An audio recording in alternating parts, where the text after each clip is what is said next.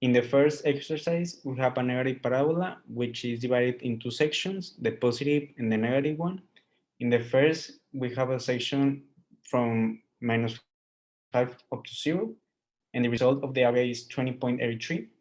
And in the negative area of the second section, we have -12.6, which we get the absolute value, which is a result of 12.6. And if we add those values, we have a result of 33.49 due to the second power. For the next problem, we have minus x squared minus 3x. So what we do here is the same procedure of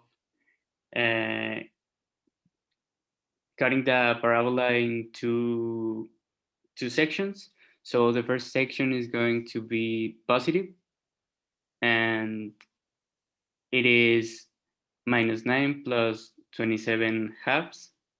And we are going to add the negative part with an absolute value, which gives us a total result of 79/6 units squared.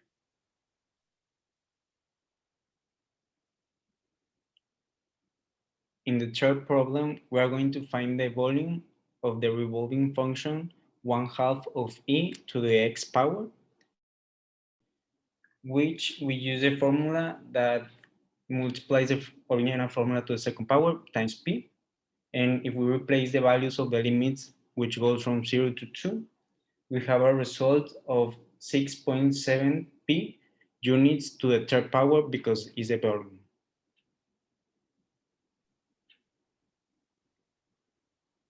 In order to determine the limits and know our graph, we need to factorize the original function, and we get that the x-intercept is -2. So then we can do our graph, and to get the volume of the solid revolution, we need to square our original function in order to integrate it. So once we have done that,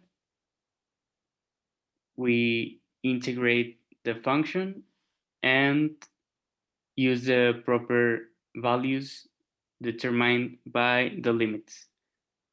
Finally, we multiply this value times pi, and we add units to the third power.